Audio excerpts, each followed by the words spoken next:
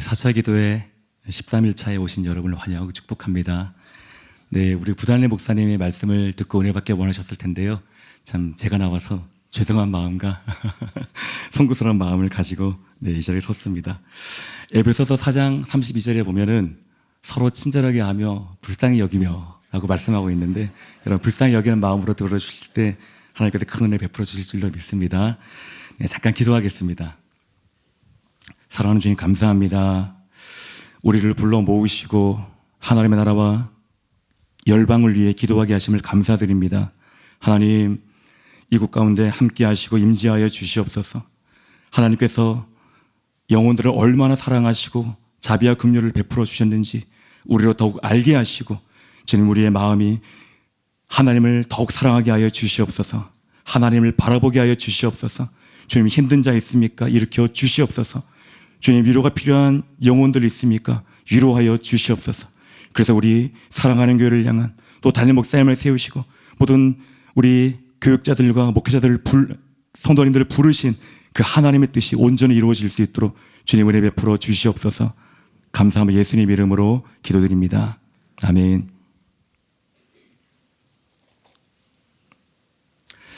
네, 본문 말씀 제가 읽겠습니다. 느헤미야 11장 1절부터 3절 말씀입니다.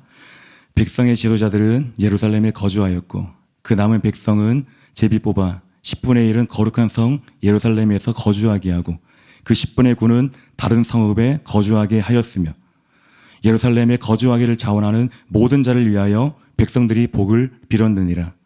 이스라엘과 제사장들과 레위 사람들과 느디님 사람들과 솔로몬의 신하들의 자손은 유다 여러 성읍에서 각각 자기 성읍, 자기 기업에 거주하였느니라. 예루살렘에 거주한 그 지방의 지도자들은 이러하니. 아멘. 본문 말씀으로 주의 길을 예비하는 사람들이라는 제목으로 함께 말씀 나누겠습니다. 방금 읽은 본문은 느헤미야서의 후반부의 한 장면입니다. 느헤미야서는 구약시대의 마지막 역사가 기록된 성경이죠. 이스라엘의 타락으로 인해 북이스라엘이 아수르에 멸망당했습니다. 이어서 남유다가 바벨론에 멸망하게 됩니다. 이로써 지도상에서 이스라엘이라는 나라는 완전히 사라지게 되었습니다. 그러나 나라는 사라졌지만 역사는 완전히 끝나지 않았습니다. 사랑과 긍휼의 하나님께서는 놀랍게 이스라엘을 회복하여 주셨습니다. 그리고 이후 약 400년 후에 이스라엘을 통해서 예수님께서 이 땅에 오셔서 그 하나님의 약속을 신실하게 이루어 주셨습니다. 오늘은 이스라엘을 회복하신 하나님의 놀라운 긍휼과 사랑을 통해 오늘 우리를 회복하시고 약속을 심으시고 함께 동력하시는 그 하나님의 사랑과 은혜에 대해서 말씀 나누기를 원합니다. 첫 번째로, 깨어진 그릇과 같은 우리에게 긍휼과 사랑의 하나님께서 찾아오셨습니다. 이스라엘은 하나님의 언약 백성입니다.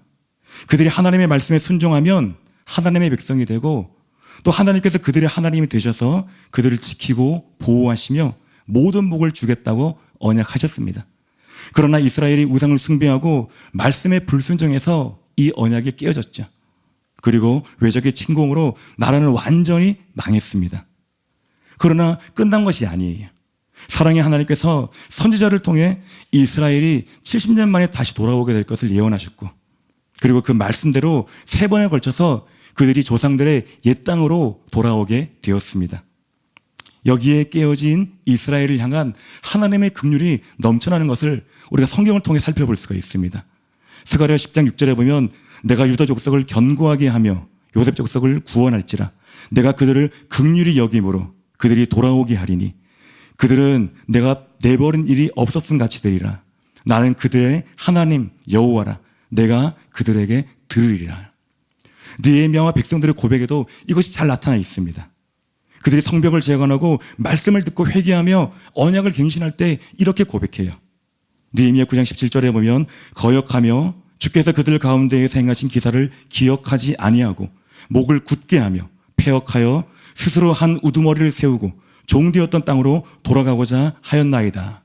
그러나 주께서는 용서하시는 하나님이시라.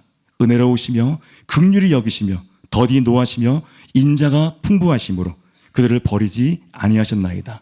또 31절에 이렇게 말씀하고 있습니다. 주의 크신 긍휼로 그들을 아주 멸하지 아니하시며 버리지도 아니하셨사오니 주는 은혜로우시고 불쌍히 여기시는 하나님이시니이다. 아멘. 여러분, 그렇습니다.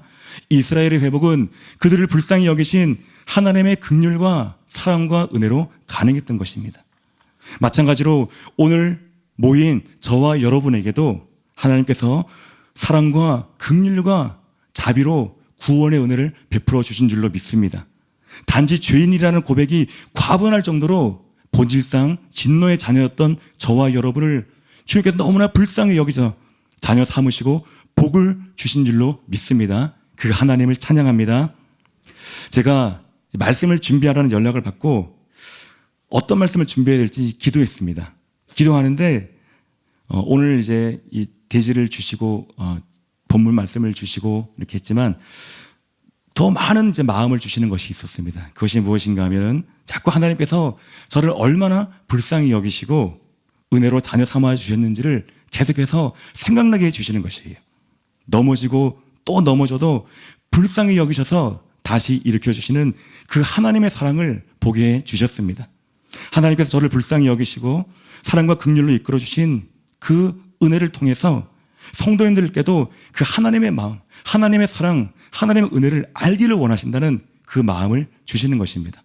그리고 곽성 목사님께서 제가 처음 이제 여기 기도회에서 말씀을 전하니까 전화를 주셨어요. 전화를 주시면서 여러 가지 말씀을 해주셨는데 그러면서 제게 주신 이 마음이 맞다는 확증이 되었습니다.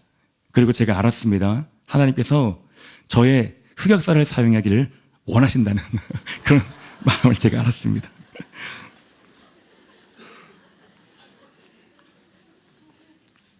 저희 삶은 무수한 실패와 넘어짐의 연속이에요. 그래서 사실 간증하는 것이 사실 부담스럽습니다. 저희 얘기를 제가 많이 하지는 않습니다. 잘 하지 않아요. 많은 흑역사가 있기 때문에 잘 얘기를 하지는 않습니다. 그러나 오히려 그로 인해서 하나님의 크신 사랑이 더욱 분명하게 나타나기를 원하신다는 마음을 주십니다. 하나님께 높임을 받으시고 영광 받으시기를 원합니다. 제가 예전에 어떤 분이 예언을 하셨습니다. 제가 망가지기를 원하신다고 하나님께서. 오늘 제가 망가지는 날입니다. 그래서 여러분 불쌍히 여겨주시기 바랍니다. 네. 저는 영적으로 금수저나 은수저가 아닙니다. 그렇다고 흑수저도 아닙니다. 저는 아예 수저가 없습니다. 저희 아버지가 장남이에요. 그래서 할머니를 모시고 어릴 때부터 같이 살았는데 저희 할머니가 10년 전에 돌아가셨어요. 그런데 돌아가시 얼마 전에 제가 듣기로 저희 할머니가 오래전에 신내림을 받았다고 합니다. 그 말을 들으니까 이제 비로소 어릴 때 있었던 여러 가지 일들이, 사건들이 이제 이해가 되기 시작하는 거예요. 신내림을 받았고 또 귀신이 억압하니까 어떻습니까? 귀신은 억압하는 존재죠. 그래서 억지로 이제 어떤 무당 일을 해야 되는 그런 상황이 된 것입니다. 할머니가 원치는 않지만 억압하니까 이제 집에 신당을 차렸다고 합니다. 차렸지만 또 자녀들이 저희 아버지가 6남매인데 극렬하게 반대를 한 것이에요. 그래서 이제 그 무당 일을 하지 못하고 네, 그 무당 일입니다. 우리가 하는 건 사역이고요. 네. 하지만 그러니까 이제 일을 못하니까 자꾸 이제 몸이 아픈 거예요. 어릴 때 기억으로 할머니가 내가 아프니까 자꾸 내가 빨리 죽어야 된다. 그런 말씀 하시는 거 참 많이 들었습니다. 그렇게 말씀하신 것이 수십 년이 돼가지고 저희 할머니가 96세에 돌아가셨습니다. 네. 평생 이제 저는 그 얘기를 듣고 살았어요. 또한 할머니께서 자꾸 이상한 행동을 하시는 것입니다. 한마디로 굿하는 거 보신 분들이 계신지 모르겠는데 어떤 비슷한 행동들을 하시는 거예요. 그리고 무당의 인격이 있으니까 참으로 힘든 어떤 시간들, 상황들이 많이 있었습니다. 그 아래에서 저희 어머니가 시집살이를 참 많이 고되게 했습니다. 이런 분위기 가운데 자연스럽게 제가 교회를 적대하게 되었습니다. 그리고 우리나라 무속신앙과 불교가 연결되어 있잖아요. 초파일에 석가탄신일 초파일에 절에 가는데 장손인 저를 이제 데려가시는 것입니다. 물론 제가 믿음이 있어서 가는 건 아니고 그때가 바로 올챙이가 깨어나는 때예요. 저처럼 이제 절에 끌려온 친구들하고 올챙이 잡는 재미로 그렇게 저를 따라다니곤 했습니다. 더욱이 제 위로 형이 이제 2명이 있었다고 합니다. 그런데 태어나서 돌 무렵에 그 형이 둘 다 원인을 알 수 없는 병에 걸려서 시름시름 앓다가 죽었다는 것이에요. 저도 태어나는데 마찬가지로 돌 무렵에 이제 앓기 시작한 것입니다. 제가 여기 지금 살아있잖아요. 왜 살아있을까요? 네. 이제 그때 구슬을 했다고 합니다. 구슬을 해서 살아난 사람이 바로 저입니다. 네. 무엇보다도 저는 이제 어릴 때 자연과학에 관심이 아주 많았습니다. 이성적이고 또 합리적이고 과학적인 것을 좋아하고 추구했습니다. 이러한 집안의 영적 환경과 저의 어리석은 지식으로 교회를 아주 싫어했습니다. 전도하러 오면 도망가고 학교에 가면은 교회 다니는 친구하고 논쟁하는 것이 저의 일상이었어요. 이런 배경에서 어느 날 저에게 충격적인 사건이 일어납니다. 10살 때 겨울방학이었어요.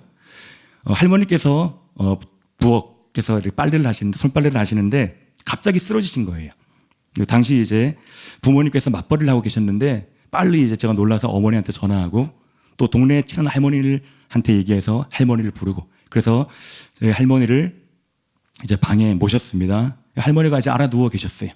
그래서 한 반나절이 지나고 갑자기 초저녁이 되었는데 저희 할머니가 벌떡 일어나시는 것입니다. 그리고 완전히 다른 사람이 되어 있는 것이에요.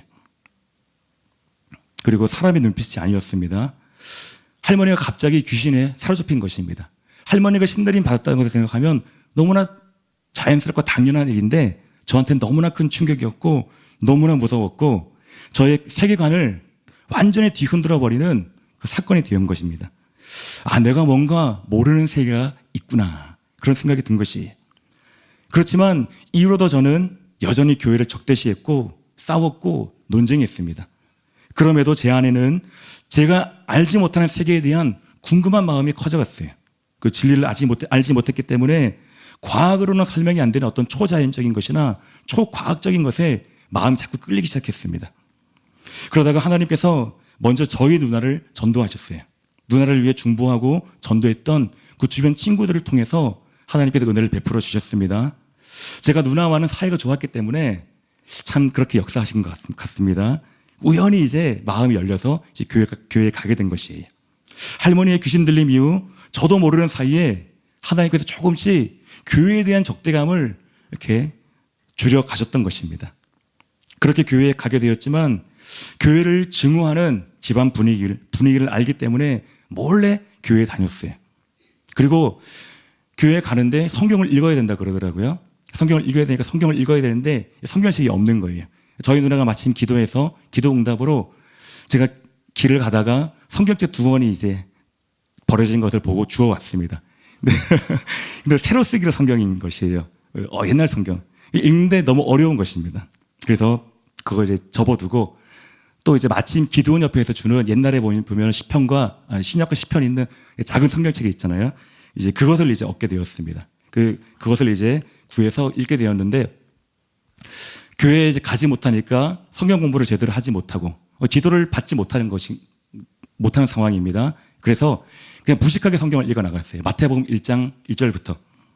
그런데 한 번도 성경을 읽어보지 못하고 교회를 다녀보지 못한 저에게는 그 마태복음 1장에 나오는 그 족보와 또 이름과 그 내용들이 너무나 어려운 것입니다.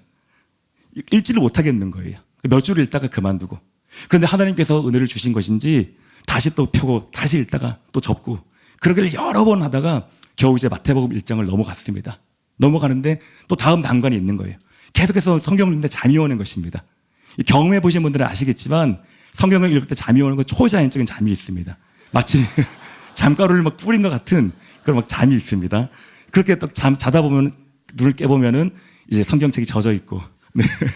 뭐 펜을 이제 그으면서 읽다 보면 쭉 그어져 있고, 네. 어쨌든 그렇게 하면서 이제 그럼에도 불구하고 조금씩 읽어 나갔어요. 그래서 마태복음을 이제 끝내고 이제 마가복음을 읽는데 마가복음을 이제 쭉 읽어 나가면서 이제 5장에 들어섰습니다. 5장에 보면은 혈류증 앓는 여인이 고침받는 이야기가 나오죠.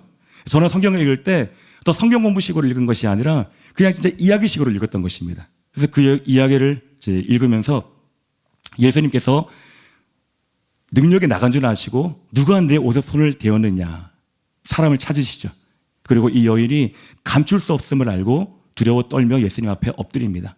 제가 그 순간 이야기를 읽으면서 속으로 생각했어요. 아, 이제 이 여자는 죽게 되겠구나. 제가 이제 살아온 그 사고방식으로 나온 그런, 살아온 삶으로 자연스럽게 형성된 그런 생각이었던 것이, 이 여자는 이제 몹쓸 짓을 했기 때문에, 하지 말아야 될 짓을 했기 때문에 이제 여기서 죽게 되겠구나. 그런 생각을 하게 된 것입니다. 그런데 예수님께서 제 생각과 180도 정반대의 말씀을 하시는 거예요. 딸아, 내 믿음이 너를 구원하였으니 평안히 가라. 내 병에서 놓여 건강할지어다. 라고 말씀하시는 것입니다. 이 뜻밖의 대답에 갑자기 이 예수님의 음성이 살아있는 하나님의 음성이 되어서, 살아있는 음성이 되어서 제 영혼에 갑자기 막 밀고 들어오는 것이, 그리고 그 음성을 타고 그 하나님의 사랑이 폭포수와 같이 제 영혼에 넘쳐나는 것입니다. 감당할 수 없이 쏟아져 들어오는 것입니다. 그리고 하나님이 아니면 안 되는 이 가련한 영혼을 불쌍히 여기시고 만지시는 것이, 주체할 수 없이 눈물이 쏟아져 나오고 그렇게 한참을 울었습니다. 그 사랑을 대면하고 그 앞에 고꾸라졌어요. 제가 그렇게 싫어하고 거부했던 그 사랑의 예수님이 제 영혼을 만나 주셨습니다. 죄인 중에 괴수여 본질상 진노의 자녀인 이 영혼을 불쌍히 여기시고 오래 참으시고 찾아오신 그 예수님께서 저의 주인이 되어주시는 순간이었어요. 이후로 제가 완전히 바뀌었습니다. 더 이상 논쟁하지 않았습니다. 그리고 세상이 다르게 보여요. 제가 자연과에 관심이 많았다고 그랬잖아요. 이전과 세상이 다르게 보이는 것입니다. 그리고 하늘에 밤마다 나가서 별을 보는데 별이 다르게 보이는 것이에요. 저 하나님께서 이 자연을 지으셨구나. 하나님께서 저 별을 지으셨구나. 하나님께서 이렇게 아름답게 지으셨구나. 그렇게 감탄하면서 자연을 보게 되었습니다. 그런데 마귀는 하나님의 은혜로 영혼이 구원을 받으니까 가만히 있을까요? 절대로 가만히 있지 않았습니다. 얼마 후 할머니가 저희가 교회에 다니는 것을 알게 되었어요. 그리고 아버지에게 얘기하고 그때부터 이제 핍박이 시작이 되었습니다. 그때가 고난주간이었는데 매도 맞고 또 심지어는 고난주간 첫날에 그렇게 들켰습니다. 수요일에 이제 아버지가 너무나 화가 나가지고 이제 목사님을 찔러 죽이겠다고 손에 잡히는 대로 연장을 들고 나가셨어요. 교회를 찾아가셨습니다. 그리고 할머니는 이제 무당의 인격을 가지고 있다고 그러셨죠. 그렇게 말씀드렸잖아요. 집안에 있는 큰 유리들을 이제 막 깨기 시작하는 것입니다. 공포 분위기를 조성하는 거예요. 그래서 제가 이제 굳은 마음으로 요동 없이 그렇게 있었는데 갑자기 아버지가 다시 돌아왔습니다. 다행히 목사님께 어떤 해를 가하지는 않고 집에 다시 돌아오신 거예요. 그런데 아버지가 너무나 분에 가득 차서 밖에서 갑자기 큰 삽을 들고 오는 것입니다. 저를 이제 막 이제 찍어 때리려고 그렇게 하는 거예요. 그 상황을 보고 저희 어머니가 심상치 않다고 생각하고 이제 말리기 시작하는 것입니다. 그리고 제 마음 가운데 두려움이 이제 들어오기 시작한 거예요. 그 와중에 이제 아버지가 말씀하시는 거예요. 너가 교회에 갈지 안 갈지 선택해라. 삽을 들고 그렇게 말씀하시는 거예요. 제가 어떻게 했을까요?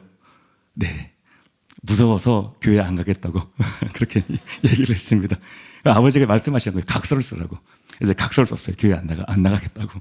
그리고 이제 교회에 나가지 않게 되었습니다. 저는 베드로를 충분히 이해합니다. 저는 절대로 베드로를 손가락질하지 않습니다. 네. 네. 근데 마음이 너무 괴로운 거예요. 예수님께서 나를 불쌍히 여기주셨고 내게 그 사랑을 알게 해주셨는데 내가 예수님을 부인했구나. 마음이 너무나 괴롭고 제 마음 한켠에 그 예수님을 향한 그리움이 없어지지 않는 것입니다. 그 그리움이 있는데 교회는 가지 못하고 마음이 너무 힘든 것이에요. 그렇게 지나다가 어느 날 이제 아버지가 숨겨놓은 각서를 발견하게 되었습니다. 망설였어요. 이걸 어떻게 하지? 그러다가 이제 찢어버렸어요. 제가 이제 언약을 파기했습니다. 네, 언약을 파기하고 이제 뭔가 마음에 이제 결단을 하려고 했는데 그래도 무서워서 교회 나가진 않았어요. 지금 생각하면은 너무나 주님께 죄송하고 마음이 아픕니다. 그러다가 이제 그때가 중학교 때였는데 이제 고등학교 되었을 때 제가 또 성장했잖아요. 마음도 좀 자랐습니다. 그래서 이제 결단을 하고 이제 교회에 나가기 시작했습니다. 그런데 다시 이제 아버지의 핍박이 시작이 되었어요. 한 번은 제가 고3에 올라가기 직전에 교회에 간 것을 아버지가 알게 되셨어요. 그래서 밤에 주변 친척들, 작은 아버지와 또 작은 어머니, 또 사촌 여동생들 다 불러 모으셨습니다. 그리고 그 앞에서 저의 옷을 속옷까지 홀딱 벗기셨어요. 저에게 수치를 주시고 그래서 산으로 데려가셨어요. 그래서 산에서 때리고 막 위협을 하시는 것입니다. 하지만 저는 이제 눈 쌓인 산을 맨발로 오르면서 간절히 기도했습니다. 주님, 이번만은 예수님을 부인하지 않게 해달라고. 이번만은 예수님을 마음 아프게 해드리지 않게 해달라고. 저는 할 수 없으니 주님 제게 은혜를 베풀어 주시고 제 마음을 지켜주십시오. 그렇게 간절히 기도했습니다. 주님께서 저를 불쌍히 여기시고 은혜를 베풀어 주셨습니다. 이기의 힘을 주셔서 끝까지 예수님을 부인하지 않고 승리할 수 있었습니다. 이후로도 저에게 많은 실패와 흑역사가 있습니다. 여기서 이제 마치겠습니다. 하나님께서 저를 불쌍히 여기시고 다시 일으키시고 하나님의 길로 인도해 주셨습니다. 그 하나님을 찬양합니다. 그리고 마침내 저희 할머니께서 예수님을 영접하고 돌아가셨어요.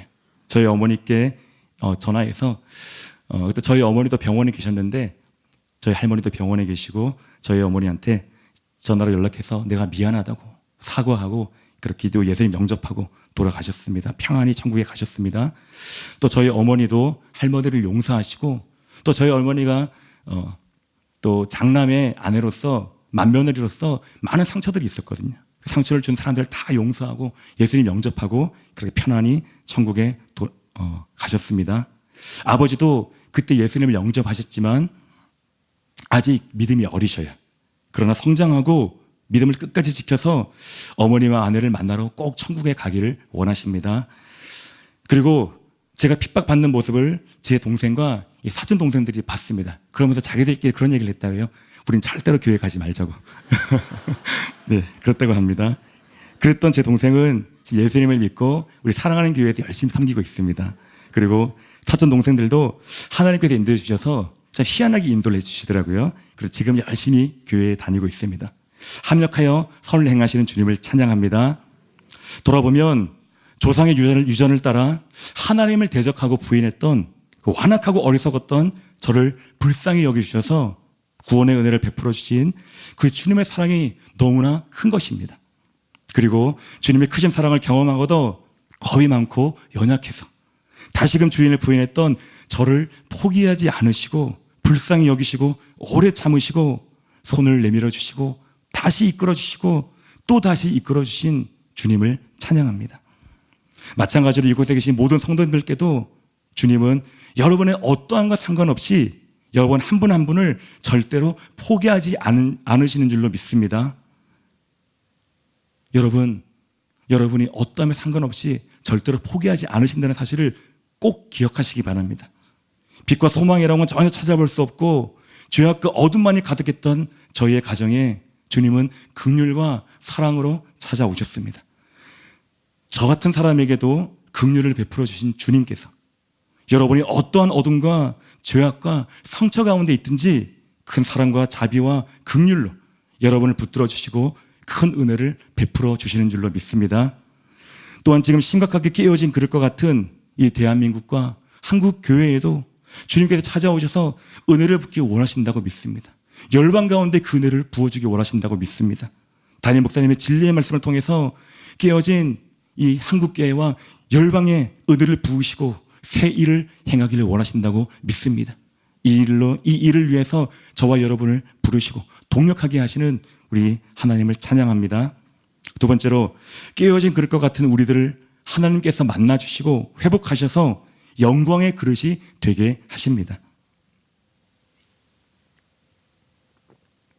오늘 본문에 보면 백성들을 제비 뽑아 그 중에 10분의 1을 예루살렘에 거주하게 하는 장면이 나오죠. 그리고 제비에 뽑혀 예루살렘 성에 들어가기로 결정된 사람들이 전적으로 순종하는 모습이 나옵니다. 지금이 어떠한 상황이고 왜 이런 일이 일어나고 있는 것일까요? 하나님께서 이스라엘을 회복하시는 과정에서 3번의 포로 귀환이 있었습니다. 포로 귀환 당시 이스라엘 백성들은 자신들이 이방 땅에서 일궈놓은 삶의 터전을 다 버리고 다 내려놓고 하나님의 소진 명령에 순종해야 했던 것입니다. 이스라엘 백성들의 이러한 순종으로 인해 첫 번째 귀환 때 무너진 성전을 다시 건축할 수 있었습니다. 그리고 두 번째 귀환 때 성전을 지키기 위한 성벽을 재건하고자 했습니다. 그러나 대적들의 음해로 실패했어요. 그래서 성벽이 무너진 상태로 피폐해진 상태로 있었습니다. 이 비참한 소식을 느헤미야가 듣게 된 것이에요. 그는 슬퍼하며 금식했습니다. 그리고 뜻을 정하여 하나님께 기도하였고 하나님의 은혜로 예루살렘의 총독으로 부임을 하게 되었습니다. 이때 세 번째 포로 귀환이 이루어지게 됩니다. 그리고 느헤미야가 총독으로 부임한 후에 여러분 잘 아시는 것처럼 하나님의 은혜로 단 52일 만에 성벽이 재건됩니다. 불가능한 일이 이루어진 것이에요. 그런데 성전을 보호할 성벽이 재건되었다고 일이 끝난 것이 아닙니다. 이후부터 진짜 신앙 개혁이 필요했던 것이에요. 그래서 이스라엘 백성들이 고된 모험을 이끌고 다시 모입니다. 에스라를 통해 진리의 말씀을 듣고 애통하며 회개합니다. 조상들의 죄와 자신들의 죄악을 철저하게 회개합니다. 그리고 말씀대로 절기를 지킵니다. 이어서 느헤미야서의 하이라이트인 언약갱신을 합니다. 느헤미야서의 하이라이트는 성벽 재건 사건이 아니에요. 하나님의 언약 백성으로서 말씀대로 순종하겠다며 지도자와 온 백성이 하나님 앞에서 언약하는, 그래서 서명하는 그 장면이 바로 느헤미야서의 하이라이트입니다. 자, 그런데 예루살렘 성벽을 재건하고 언약 갱신을 한다고 다 끝난 것일까요? 아닙니다. 거룩한 성 예루살렘을 지킬 사람들이 필요했던 것이에요. 예루살렘 성은 이전에 집중 공격을 받았기 때문에 어느 지역보다 황폐하게 되었습니다. 백성들이 대부분 포로로 끌려가 재건할 수도 없었어요. 현재도 여전히 대적들의 위협이 도사리고 있습니다. 한마디로 예루살렘 성은 백성들이 살기 싫어하는 기피 지역이었어요. 그렇다고 성전에 있는 예루살렘 성을 그대로 놔둘 수는 없었습니다. 그래서 공정하게 제비를 뽑아 10분의 1을 이주시킨 것입니다. 그리고 제비 뽑아 선택된 백성들은 불평이나 불만이 없이 그 결과에 순복합니다. 이스라엘 민족은 이방 민족과 구별되는 거룩한 언약 백성이에요. 그렇게 살아야 됩니다. 그러기 위해서는 성전이 있는 거룩한 성 예루살렘이 든든하게 서서 제 기능을 발휘해야 했던 것입니다. 예루살렘 성이 재건되고 하나님의 거룩한 성으로 회복되고 유지되는 것은 하나님의 백성은 이스라엘 민족의 흥망성쇠에 절대적이기 때문이에요. 이스라엘 민족이 비록 우상을 숭배하고 악을 행해서 나라가 무너졌지만 긍휼과 사랑이 풍성하신 하나님께서 당신의 백성들을 다시 회복하기 원하셨습니다. 또한 자신의 자녀들에게 하신 약속을 이루기 원하셨습니다. 세계 모든 민족이 하나님의 자녀들을 통해 축복받기를 원하셨습니다. 이것이 저와 여러분을 향한 하나님 아버지의 마음이에요. 실패한 자녀들을 다시 이렇게 세우시고 회복시키셔서 약속을 이루기를 원하시는 것입니다. 열방의 축복의 통로가 되기를 원하시는 것, 바로 이것이 하나님의 마음이고 하나님의 뜻인 줄로 믿습니다. 그 하나님의 뜻이 이루어지기 위해서는 예루살렘 성이 재건될 뿐만 아니라 온전히 지켜지고 그 기능이 제대로 작동해야 했던 것이에요. 마치 죄악과 우상 숭배로 깨어진 저와 여러분, 그리고 수많은 가정과 한국교회가 회복되고 나아가 열방이 회복되기 위해서 이 사랑하는 교회를 통한 진리의 성벽이 든든히 세워져야 하는 것과 마찬가지라는 것입니다. 그래서 사랑하는 교회로 저와 여러분을 불러 모으신 줄로 믿습니다. 이스라엘 백성들은 예루살렘 성벽 재건 직후에 영적 각성과 언약 갱신을 통해 비로소 이런 하나님의 뜻을 분명히 깨닫게 됩니다. 여러분, 느헤미야의 이름의 뜻이 무엇인지 아십니까? 바로 하나님의 위로입니다. 그리고 느헤미야의 아버지인 하나냐의 이름의 뜻이 무엇인지 아십니까? 하나님께서 보내신 어둠이에요. 여기서 여러분 하나님의 마음이 보이십니까? 신앙적으로나 민족적으로나 소망이 없는 캄캄한 어둠 가운데 있었던 이스라엘을 불러 모으시고 회복하시고 위로하고자 하시는 그 하나님의 마음이 여기에 나타나 있는 것입니다. 어리석고 미련해서 이토록 좋으신 하나님 아버지의 마음을 모른 채 멀리 떠나갔던 이들이 실패하고 깨어진 자신들을 다시 찾아오셔서 불러 모으시고 무너진 성벽과 성벽을 재건하는 일을 통해서 이들이 하나님의 사랑을 깨닫게 된 것이, 그리고 수많은 실패에도 불구하고 나를 버리지 않으시고 다시 찾아오셔서 여전히 너와 나 사이에 언약을 기억하라고 말씀하시는 그 하나님의 마음을, 그 하나님의 약속을 그들이 경험하게 되는 것입니다. 그들은 오랫동안 잊고 있었던 하나님과의 약속을 비로소 떠올리게 되는 것이, 그리고 하나님께서 내미시는 용서의 손, 긍휼의 손, 회복의 손을 붙잡고 언약 갱신을 하고 있는 것입니다. 사랑하는 여러분, 저와 여러분도 오늘 그 하나님의 크고 강하신 사랑의 손을 굳게 붙잡고 다시 일어서시기를 예수님 이름으로 축복합니다.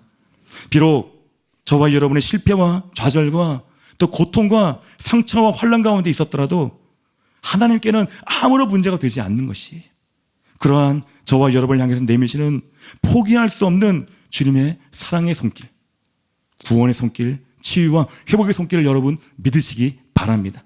그리고 그 손을 굳게 붙잡고 일어서시는 저와 여러분 다 되시기를 예수님 이름으로 축복합니다. 그런데 오늘 본문에서 2절에 보면 누구인지 몇 명인지 구체적으로 기록되지 않은 한 무리의 사람들이 나옵니다. 제가 다시 읽어보겠습니다. 예루살렘에 거주하기를 자원하는 모든 자를 위하여 백성들이 복을 빌었느니라. 앞서 말씀드린 것처럼 예루살렘 성은 기피 지역이에요. 백성들이 가기를 원치 않는 곳입니다. 더 수고하고 애써야 하는 곳이에요. 위험이 도사리고 있는 곳입니다. 그래서 일반적으로는 가고 싶어 하지 않는 곳인데 거기서 살 사람을, 그래서 제비를 뽑을 수밖에 없는 상황이죠. 이런 상황에서 자원하여 스스로 거주하기를 원하는 사람들이 있었다는 것입니다. 스스로 헌신한 사람들이 있었다는 것이에요. 여기서 자원하다에 해당하는 히브리어가 이제 나답이라는 단어인데, 이것이 이 단어의 뜻과 문법을 살펴보면은 이 자발적인 것에 강조를 두어서 표현하고 있는 것을 우리가 살펴볼 수가 있습니다. 이 자원하는 사람들은 별로 가고 싶지 않은데, 가급적이면 안 가고 싶은데 안 가면 안 되니까 마지못해 억지로 가는 사람들이 아니에요. 또한 제비에 뽑혔으니까 다 체념하고 소가 끌려가듯이 그렇게 수동적으로 가는 사람들이 아닙니다. 이들은 기쁜 마음으로 즐거이 스스로 헌신했던 사람들입니다. 그리고 이렇게 자발적으로 예루살렘에 거주하려고 했던 사람들은 빠짐없이 백성들로부터 축복을 받았습니다. 백성들이 이들을 위해서 복을 빌었어요.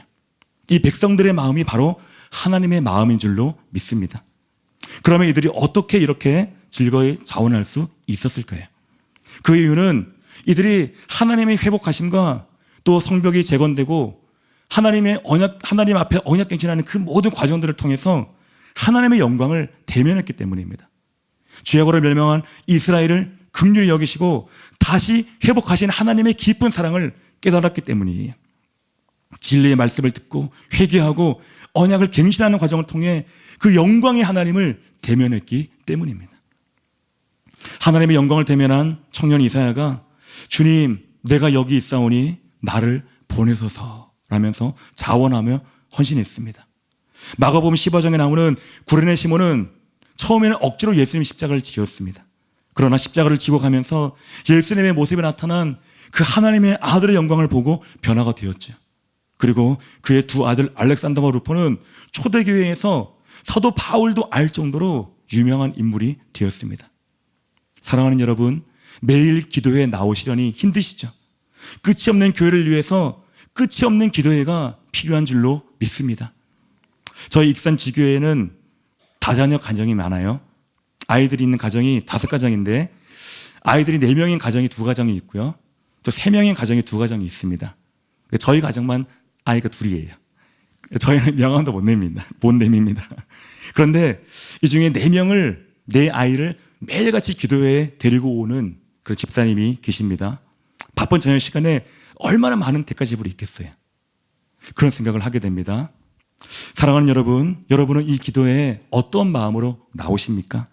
자원하는 마음으로 나오십니까? 아니면 내가 사역자니까, 내가 셀장이니까, 내가 팀장이니까, 기도해야 한다고 하니까, 오라고 하니까 나오십니까? 여러분, 다 괜찮습니다. 그냥 나오시면 됩니다. 그런데 그냥 나오실 때 그냥 나오시지 마시고 하나님의 영광을 대면하기를 간절히 사모하는 마음으로 여러분 나오시기 바랍니다. 그러면 여러분이 처음에는 마지못해 나왔을지라도, 처음에는 억지로 나왔을지라도 하나님을 대면하는 동안에 저와 여러분의 심령은 자원하는 심령으로 바뀌게 될 것입니다. 하나님의 나라를 위해서, 아프리카와 열방을 위해서, 한국교회와 영혼들을 위해서, 무엇보다도 사랑하는 교회를 통해 무너진 진리의 성벽을 재건하는 담임 목사님의 사역을 중보하는 일을 위해서 여러분이 자발적으로 나오게 되실 것입니다. 가장 힘들고 어려운 대가지 부리를 할지라도 기꺼이 자원함으로 감당하는 자들로 저와 여러분을 변화시켜 주실 것이에요. 자신과 가정과 사랑하는 교회에 약속하신 하나님의 약속을 이루는 자들로 저와 여러분을 바꾸어 주실 것입니다. 비록 깨어진 그럴 것 같은 저와 여러분이라 할지라도 참된 진리와 임재를 통해서 주님의 영광을 대면하면서 주님의 영광을 담은 영광의 그릇, 주님의 약속을 이룰 영광의 그릇들로 점점 변화되어 갈 줄로 믿습니다. 또한 담임 목사님께서 지금 로마서 7장과 8장을 통해서 구원론을 재정립하고 계시죠. 이 귀한 말씀이 우리로 하여금 더욱더 하나님의 그 영광을 대면하게 할 줄로 믿습니다. 그리고 하나님께서 앞으로 열어주실 많은 말씀들을 통해서 그 하나님의 영광이 더 깊어지게 될 줄로 믿습니다. 또한 특별기도의 순종함에 나온 우리 한 사람을 하나님의 영광의 그릇으로 빚어 가실 줄로 믿습니다. 이렇게 행하실 우리 주님을 찬양합니다. 세 번째로 하나님의 영광을 대면하고 자원하여 주의 길을 예비한 자들에게 하나님께서 복을 주십니다. 11장 2절 제가 다시 한번 읽어보겠습니다. 예루살렘에 거주하기를 자원하는 모든 자를 위하여 백성들이 복을 빌었느니라. 여러분, 하나님의 마음과 뜻을 알고 자원하여 기꺼이 가장 어렵고 힘든 순종을 했던 사람들, 헌신의 길, 수고의 길을 가려고 했던 자들에게 하나님께서 하나님의 백성들의 입을 빌어 복을 선포하고 계시는 거예요. 복을 빈 것은 백성들이지만 백성들이 복을 빌도록 감동하신 분은 바로 하나님이십니다. 하나님께서는 많은 이들의 입을 빌어 이들을 넘치도록 축복하고 계시는 거예요. 사랑하는 여러분, 이것이 바로 사랑하는 교회를 향한 하나님의 마음인 줄로 믿습니다. 자원함으로 진리 회복과 종교개혁의 길을 걸어가시는 그 담임 목사님과 또 담임 목사님의 이 부르심에 합력해서 동력하는 우리 모든 부담임 목사님이야 교육자들과 또 우리 성도님들을 통해서 하나님께서 보시고 기뻐하시고 축복하기 원하시는 그 하나님의 마음인 것입니다. 그러므로 여러분 힘을 내시고 더욱 열심히 주님께 우리 자신을 드리시기 바랍니다. 하나님께서는 올해 초에 담임 목사님을 통해 사랑하는 교회에 복을 선포하셨습니다. 그 복을 사랑하는 교회 모든 분들이 삶의 여정 가운데 받게 될 줄로 믿습니다. 그리고 저희 모두를 그 하나님께서 위로해 주실 것입니다. 이제 말씀을 맺겠습니다. 오늘 설교의 제목이 주의 길을 예비하는 사람들입니다. 그런데 여러분, 도대체 이스라엘 백성들이 예비한 주의 길은 무엇인가? 왜 아직도 나오지 않지? 혹시 궁금해 하셨던 분이 계실지 모르겠습니다. 이스라엘 백성들의 그 수고와 헌신으로 존폐 위기에 있었던 이스라엘 민족과 예루살렘 성이 온전히 지켜지게 됩니다. 그리고 이후 크고 작은 사건들이 있었지만 결국 이렇게 400년 후에 이렇게 지켜진 이스라엘 민족과 땅을 통해서 예수님께서 이 땅에 오십니다. 그들은 자신들이 하는 수고와 헌신의 결과를 몰랐을 것입니다. 그들은 단지 자신들의 신앙과 민족을 지키기 위해 성전과 성벽을 재건했어요. 400년 후에 이스라엘 민족과 유대 땅 가운데 어떤 일이 일어날지는 아무도 몰랐다는 것입니다. 이게 성경의 이야기이기 때문에 잘 와닿지 않을 수도 있을 것 같아요. 그래서 제가 한번 계산해 봤습니다. 우리나라 400년 전에 무슨 일이 있었는가 한번 제가 찾아보고 계산을 해보니까 그때 인조 임금 시대더라고요. 그리고 이제 병자호란이 있었더라고요. 그때 청나라에 굴욕적으로 이제 왕이 엎드리고 우리나라가 청나라를 모시게 되었던 그런 사건이 있었습니다. 그때 우리 조상들이 400년 후에 우리나라가 자신의 후손들이 지금 이렇게 전 세계적으로 초강대국이 최상위권에 있는 강대국이 될 줄 알았겠습니까? 전혀 몰랐겠지만 그러나 그분들이 한 땀 한 땀 수고하고 피 흘린 그 대가지불이 지금까지 이어져 온 줄로 믿습니다. 마찬가지로 이 시대에 느헤미야와 함께 동역했던 이스라엘 백성들이 400년 후에 예수님이 오실지 메시아께서 오실지 전혀 알 수 없는 그런 상황이었지만 그러나 하나님께서 주신 그 마음을 깨닫고 하나님의 약속을 붙들고 이방 땅에 일궈놓은 자신들의 모든 터전과 기득권을 버리고 하나님의 소진 명령에 귀한 명령에 순종하였을 때 하나님의 뜻이 이루어질 수 있었던 것입니다. 그리고 많은 어려움과 대적의 핍박을 이겨내며 수고를 마다하지 않고 성전과 성벽을 재건하는 일에 순종했을 때 이스라엘 민족과 땅에서 메시아 나라라는 그 하나님의 약속이 이루어져 갈 수 있었던 것입니다. 성경의 예언이 이루어져 갈 수 있었던 것이에요.